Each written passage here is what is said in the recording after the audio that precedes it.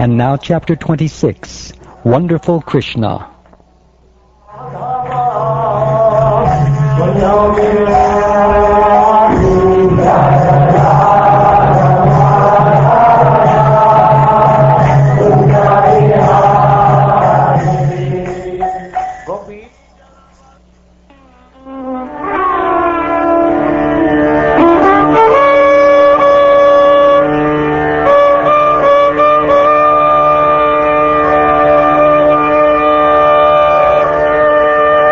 Goswami said, the cowherd men were astonished when they saw Krishna's activities, such as lifting Govardhan Hill.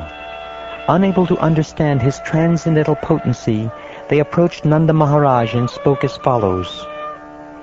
Since this boy performs such extraordinary activities, how could he warrant a birth among worldly men like ourselves, a birth that for him would seem to be contemptible?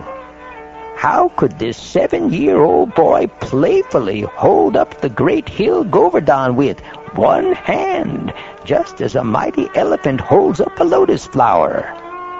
As a mere infant who had hardly yet opened his eyes, he drank the breast milk of the powerful demoness Putana, and then sucked out her very life air as well, just as the force of time sucks out the youth of one's body.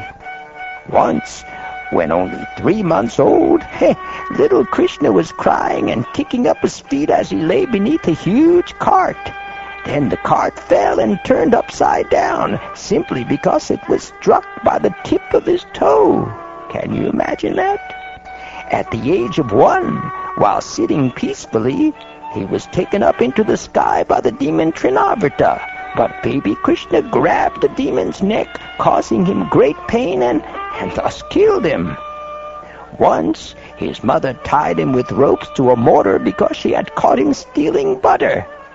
Then, crawling on his hands, he dragged the mortar between a pair of Arjun trees and pulled them down. Another time, when Krishna was tending the calves in the forest together with Balaram and the cowherd boys, the demon Bakasura came with the intention of killing Krishna. But Krishna seized this inimical demon by the mouth and tore him apart. Desiring to kill Krishna, the demon Vatsa disguised himself as a calf and entered among Krishna's calves. But Krishna killed the demon and, using his body, enjoyed the sport of knocking kapita fruits down from the trees. Together with Lord Balaram, Krishna killed the jackass demon and all of his friends, thereby securing the safety of the Taliban forest, which abounded with fully ripened palm fruits. After arranging for the mighty Lord Balaram to kill the terrible demon Pralamba, Krishna saved Braja's cowherd boys and their animals from a forest fire. Krishna chastised the most poisonous serpent, Kaliya, and after humbling him, he drove him forcibly from the lake of the Yamuna. In this way, the Lord made the water of that river free of the snake's powerful poison. Dear Nanda, how is it that we and all the other residents of Braja cannot give up our constant affection for your son? And how is it that he is so spontaneously attracted to us? On the one hand, this boy is only 7 years old, and on the other, we see that he has lifted the great hill Govardhan. Therefore, O King of Braja, a doubt about your son arises within us. What do you think, Nanda? O cowherd men, just hear my words, and let all your doubts concerning my son be gone. Some time ago, Garga Muni spoke to me as follows about this boy. He said, your son Krishna appears as an incarnation in every millennium. In the past, he assumed 3 different colors, white, red, and yellow, and now he has appeared in a blackish color. For many reasons, this beautiful son of yours sometimes appeared previously as the son of Vasudeva. Therefore, those who are learned sometimes call this child Vasudeva. For this son of yours there are many forms and names according to his transcendental qualities and activities. These are known to me, but people in general do not understand them.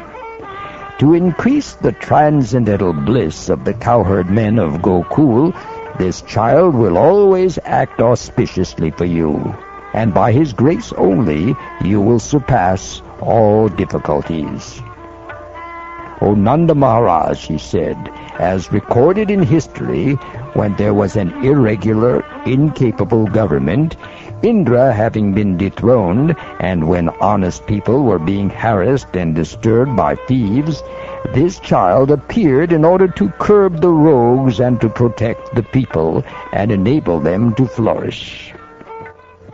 Demons cannot harm the demigods, who always have Lord Vishnu on their side.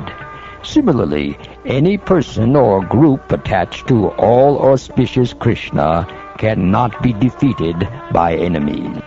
Therefore, O Nanda Maharaj, this child of yours is as good as Narayan. In his transcendental qualities, opulence, name, fame, and influence, he is exactly like Narayan. Thus you should not be astonished by his activities. Yes, that's what Garga Muni said. After Garga Rishi spoke these words to me and returned home, I began to consider that Krishna, who keeps us free from trouble, is actually, yes, an expansion of Lord Narayan.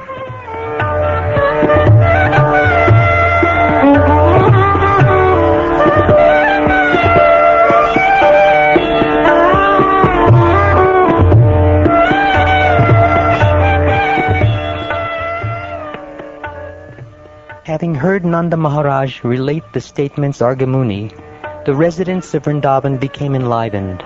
Their perplexity was gone, and they worshipped Nanda and Lord Krishna with great respect. Indra became angry when his sacrifice was disrupted, and thus he caused rain and hail to fall on Gokul, accompanied by lightning and powerful winds, all of which brought great suffering to the cowherds, animals, and women there.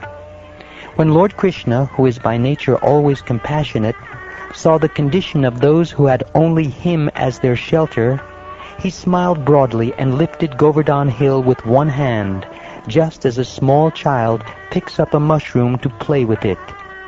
In this way he protected the cowherd community. May he, Govinda, the lord of the cows and the destroyer of Indra's false pride, be pleased with us.